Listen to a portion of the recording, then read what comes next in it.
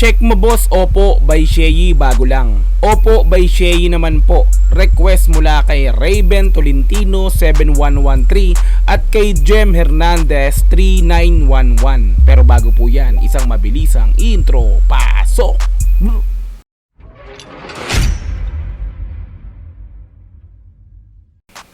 Sheyi, Oppo, official lyrics video. Ayan, syempre naka-upload po yan sa YouTube channel ni Sheyi na mayroong 132,000 subscribers. Ayan, so bali hindi po tayo nakakapag-subscribe sa YouTube channel ni Sheyi. Pero mamaya after natin bigyan ng reaction video ay subscribe natin yan at bibigyan natin ng pinakamalupitang like po yan, ano? Okay, may views na po itong 151k, no? Sa loob ng 9 days. So, in-upload po ito noong October 6, 2023 this year nga po. Kung hindi ka pa nakapag-subscribe syempre sa channel ni Sheyi, ay nasa description yung pinaka-link ng video niya na to, no? Kung gusto mong panoorin yung video na to, nang dire-diretso, walang putol, walang cut nga po, no? Okay, subscribe na po yan si Sheyi, no? And then, kung gusto mo rin ng ganitong klaseng reaction video, syempre, ipakisubscribe na rin yung channel ko. Click notification bell para ma-update kita sa ilalabas ko mga ganitong klaseng reaction video nga po. Ayan, so huwag natin patagalin, i-play na po natin ang Sheyi Oppo official lyrics video. Let's go! Sabi ng nanay ko, anak, itigil mo yan. Wala kang mapapala, kaka-computer mo dyan, di niya maintindihan. Ito, tila magbabalik tayo sa mga kabataan natin, no? Lahat naman tayo dumaan sa pagkabata. Ito yung sisitahin ka ng mga magulang mo kung kumain ka na ba? Computer ka ng computer. Saan ka na naman galing? Nag-computer ka na naman, di ba? Usong-uso kasi computer, hindi lang computer desktop, no? Meron din nagko-computer ng mga arcade, di ba? Yung mga PS2 na nagaganon, di ba? So, napagdaan natin lahat yan ng kabataan natin yan. Kaya parang mangyayari dito, parang ibabalik tayo ni Sheyi sa pagkabata natin. Tuloy natin, no? Pero okay lang yan. Ito na konti. Indihan. Pero okay lang yan.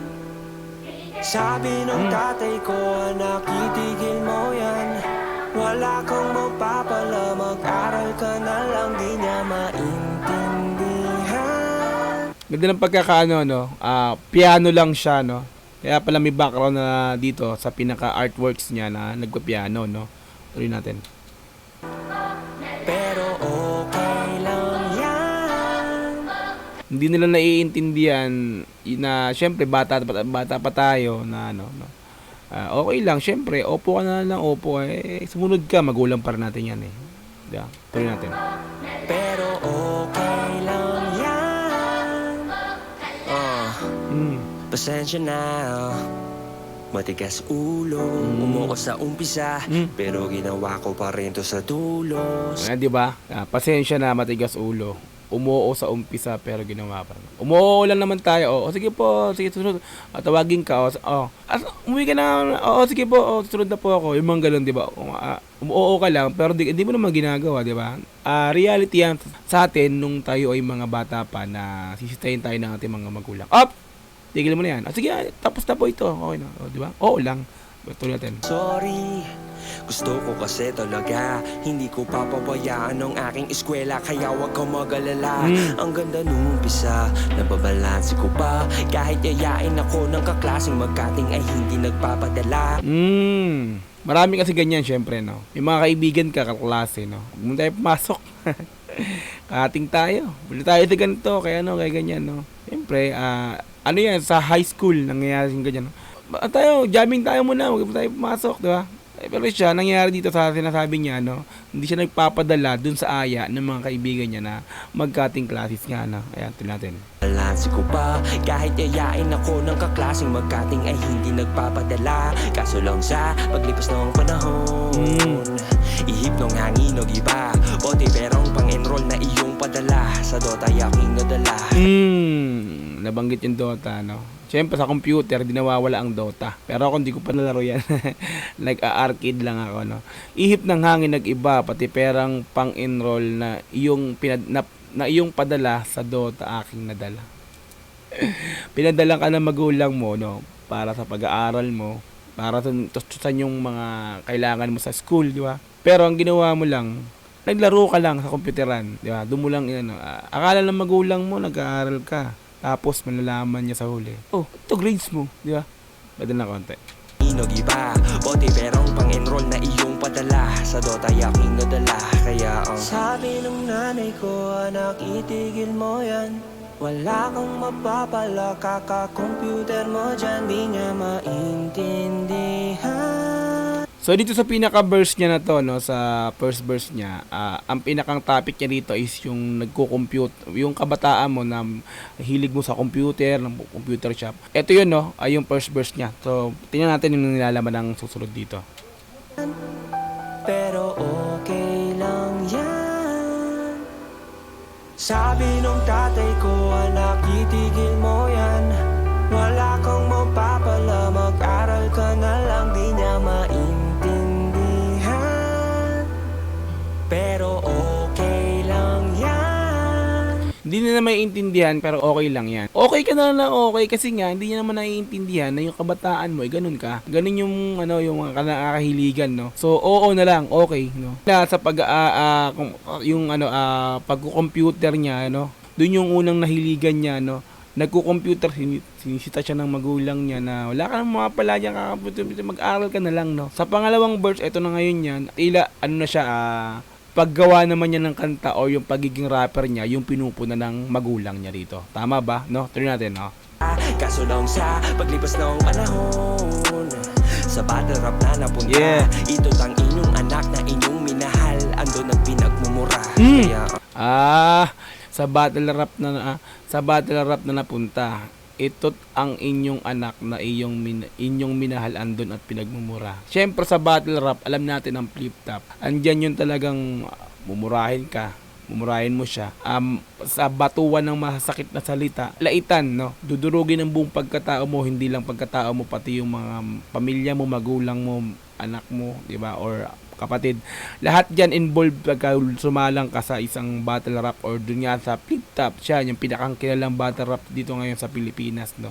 Kumbaga, yun yung ano niya rito na ang inyong minahal andon at pinagmumura. Pinagmumura-mura siya. Yun nga, syempre, battle rap yan, talagang hindi mo mawala yung mumurahin ka ng kapwa mo ba. Battle MC, no. Bigyan natin ng konti.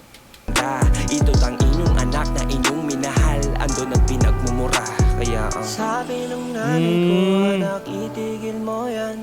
Wala kang mapapala sa kakarap mo dyan. Di ba? Kanina, ang sinasabi, no, wala kang mapapala, kaka-computer mo dyan, no. So, dito naman sa second chorus na to, no, after ng second verse, second chorus, wala kang mapapala, kakarap mo dyan. Kasi rap na yung tema niya sa second verse niya, no. Diba? Pero ang ganda na, napansin niyo ba yung ganda ng pasok ng chorus, no? Na inyong minahal andon at pinagmumura, kaya ang sabi ng nanay, di ba? Ang ganda ng pasok ng pinaka-chorus niya after ng verse, no? Kaya ang sabi ng nanay, kasi nga wala mapapala dyan sa battle rap mo kasi pinagmumura-mura ka lang naman dyan, di ba? Ang pangit, di ba? Parang yun yung ano nila, yung mindset ng magulang. Ano ba yan? Battle rap na yan, pinagmumura-mura ka lang naman dyan. Anong mapapala mo dyan? Kaya yun yung pinakang pinakamagandang pasok ng chorus na to, no? Tuloy natin. Wala kang mapapala sa kakarap mo dyan, di niya maintindihan. Tuloy. Pero okay lang yan. Sabi nung tatay ko, anak itigil mo yan. Wala kang mapapala, mag-aral ka na lang. Sabi ng nanay kanina, ngayon sabi naman pala ng tatay to, no? Tuloy. Di niya maintindihan. So, sa madaling salita, dalawa niya, nanay tatay niya, sinasabihan siya ng ganyan, no? Itigil niya, no? Tuloy. Pero okay lang yan.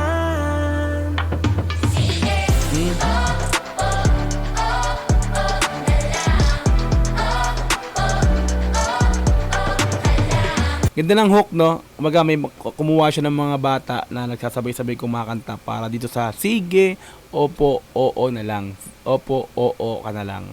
Oo na lang. Umupo at umuo ka na lang. Sige lang.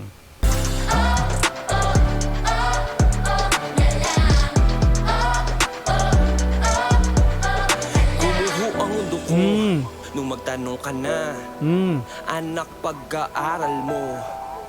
Third verse na to. Tuloy. Kamusta? May bagsak ka ba? Marami.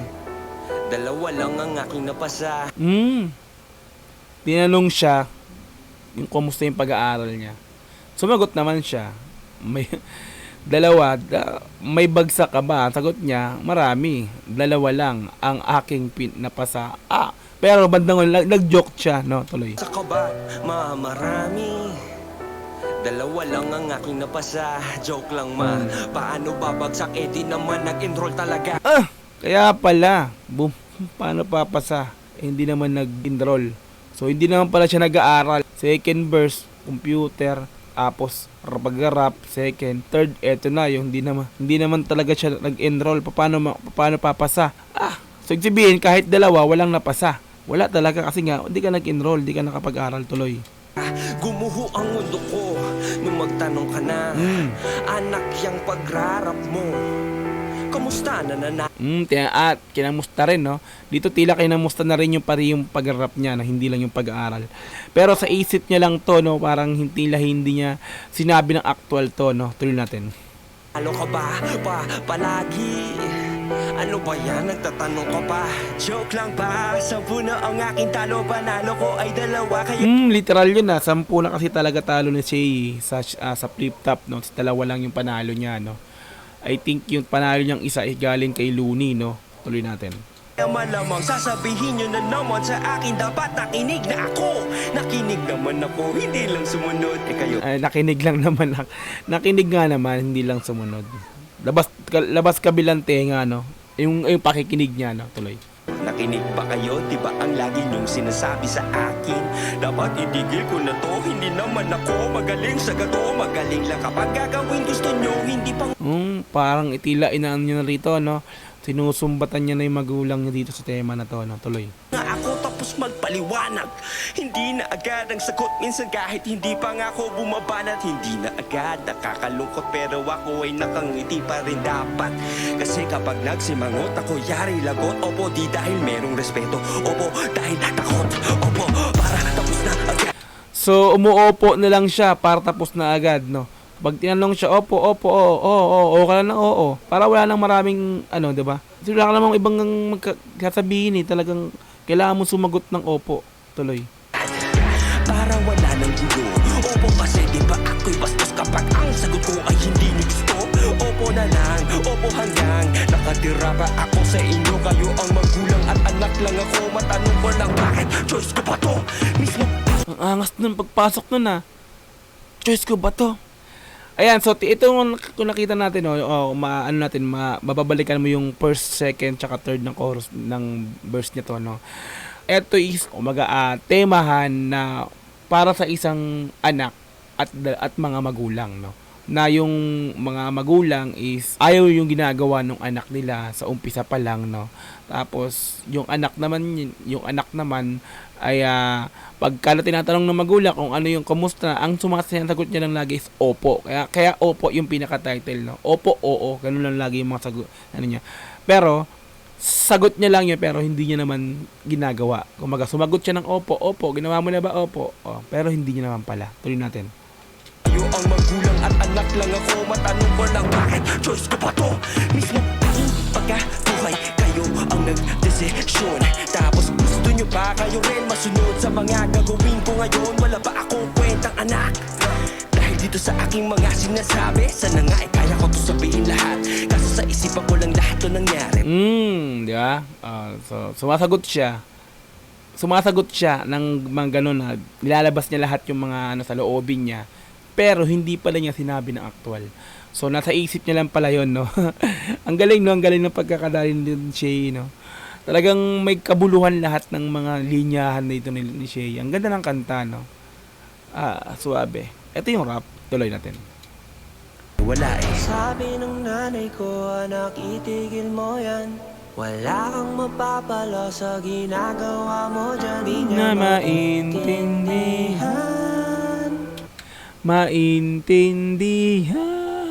Galing ng pagkapiano, no? Pero okay lang yan. Sabi ng tatay ko, Diba? Sabi ng nanay at saka ng tatay. Pangalawa, diba? wala, itigil mo yan.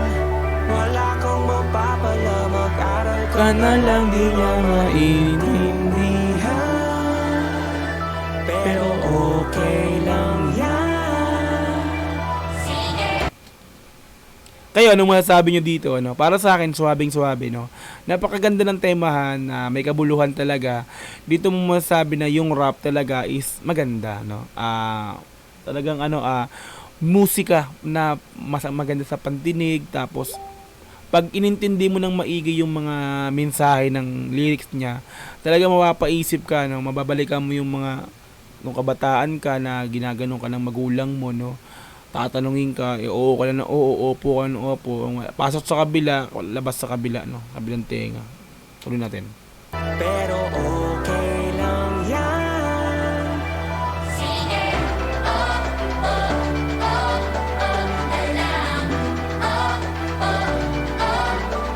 Diba? Opo, oo, na lang. Yan lang yung sagot mo. Opo, sige po, sunod na po. O, sige po, tapos na po. O, di ba?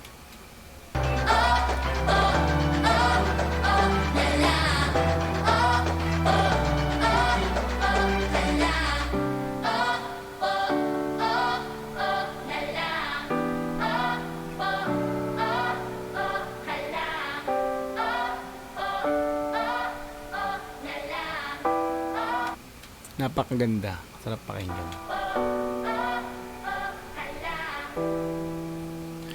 Alright, so bali doon na po tayo natapos para sa pagbibigay ng reaction video syempre sa Sheye Oppo official lyrics video, no? Like natin yung video na to, automatic na. Subscribe natin si Sheye, no? All natin yan. Okay, so kung hindi ka pa rin nakakapag-subscribe kay Sheye, nasa description yung pinaka-link ng video na to. Para kung gusto nyong panoorin and then sound trip yung video niya or kanta niya nang dire-diretso walang putol. Subscribe na rin yan si Sheye, mga repabits. Mahusay, no? Masasabi ko na talaga, syempre. Relate dito yung mga kabataan na pasaway nung nag-aaral pa, no? Nagbinata, nagpasaway, nahilig sa mga musika na ayaw na hindi na suportahan ng magulang. Ito pasok din sa kanila talaga to. Napakahusay ni Sheye sa ganitong klase, no?